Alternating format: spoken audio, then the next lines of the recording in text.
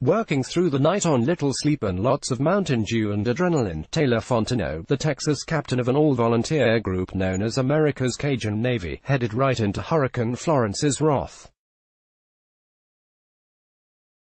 As the storm headed toward land Thursday night into Friday morning, Fontenot and his group say they helped to rescue more than 150 people, including terrified parents, the sleepy toddlers and scores of elderly trapped in attics, as water moved higher and higher inside their homes.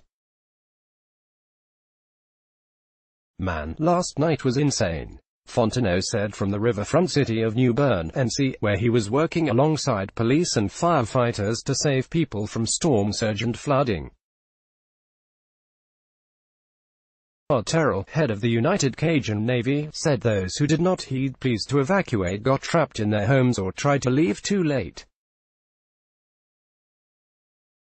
He said rescuers used air mattresses to float people to safety because the storm's gusts were toppling rescue boats.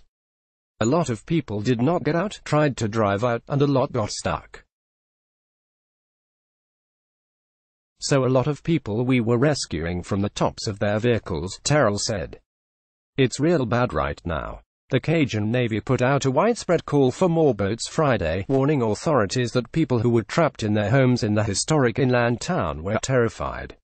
As Hurricane Florence trudged west off the sea into the Carolinas, an armada of kayaks, fishing boats, shallow draft duck hunting boats, airboats and pirogues moved north and east from Texas and Louisiana to meet the storm. As the rains and winds began to whip the coastline, the all-volunteer flotilla settled in. "Bring it on," they said. "The Cajun Navy has arrived." Just as they did last summer in Texas during Hurricane Harvey, a group of grassroots, ragtag search and rescuers have moved into Florence's path, hoping to offer the services to the flooded, the marooned, the injured. Credited with rescuing thousands of people and pets during Harvey's unprecedented rains, they plan to do it all again, a vigilante crew trying to assist the government's rescue efforts. What they saw in New Bern is expected in other areas throughout North Carolina and South Carolina in coming days as Florence moves along the coast and heads inland. Some areas already saw massive storm surges and are amid downpours that could ultimately measure dozens of inches of rain. Wearing wraparound sunglasses, camouflage pants and tall mud boots, they streamed into Gaston, SC, on Thursday to cheers and horn honking. Some residents offered them gas cards and invited them to park the pickup trucks in their driveways or sleep inside their homes. The United Cajun Navy, as this group is known, saw the moment as bittersweet. "We aren't here for a boat ride and a beer.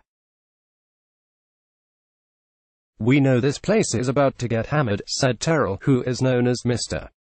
Cajun Navy, and is a survivor of Hurricane Katrina. "We know we're here because your house will be destroyed or your dog will be dead. And we'll be looking for your loved ones." During Harvey, their rescues were sometimes chaotic, and there wasn't much, if any, coordination with federal and state authorities. Some gated communities refused to let him in. Others welcomed him as blue-collar superheroes with boats, since no one else seemed to be showing up. Cajun Navy leaders say they are working during Florence to coordinate more smoothly with local authorities and the U.S. Coast Guard when they can, but the storm is going to cover such a huge territory that they know the authorities won't be able to handle everything. "When people need saving, we will focus on that," Terrell said. Claire Burgess, who runs a social media company and lives near Gaston, a town outside Columbia, reached out to the Cajun Navy this week to invite them to come and help. He said he is a big fan. "Maybe folks think it's just a bunch of rednecks in John boats, but really, it's a bunch of good old boys willing to travel across the country to help the neighbors," Burgess said. "When I asked them to come for Florence, they said, we will be in town in 24 hours, and sure enough, they were. A family friend loaned 180 acres of land so the Cajun Navy could set up a staging area there. It's not that local firefighters and police can't get it done, but having the extra help means a lot," Burgess said. You can never have too many hands. You never want to be wishing you had 15 more boats to save 15 more lives. For many volunteers, being a part of rescue teams has become a part of their identity and a way to cope with their own losses during catastrophic floods. Others have military experience and find volunteering cathartic. The volunteers say that when they're on the ground, they help anyone who is crying out for them, ferrying terrified people with toddlers off rooftops or pets through windows as the fetid water rises. Terrell lost his seafood business during Hurricane Katrina. "We just know exactly what the panic and suffering is like," he said.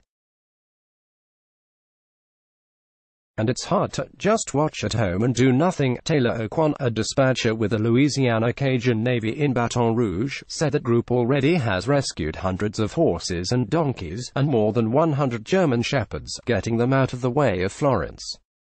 Oquan uses an app called Zello that allows her and her husband to radio in rescue requests to volunteer rescuers. Their do-it-yourself relief effort during Hurricane Harvey became a symbol of the self-reliant spirit in Texas.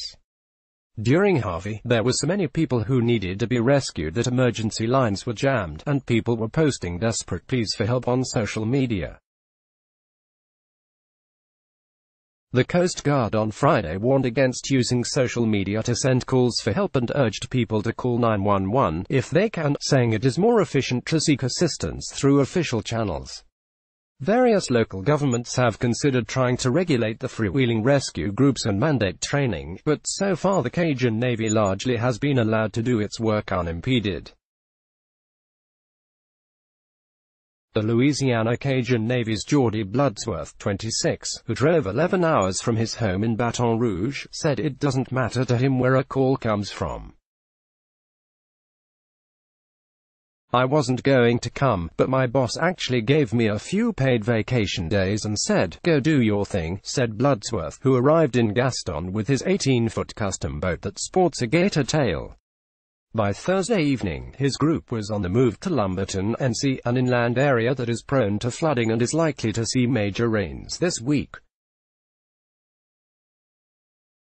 Bloodsworth was 12 years old when Hurricane Katrina caused 14 feet of water to rush into his family's home as levees failed. The family lost everything. He said he rescued dozens of people during Harvey. "I figure if I could save even one person it's worth it," Bloodsworth said. Fontenot, with America's Cajun Navy, said he headed to New Bern this week from Sugar Land, Texas, hoping to get right into the middle of the storm, which he managed to do. "Nothing like the adrenaline of saving lives," he said. "Best drug in the world. It's what we do."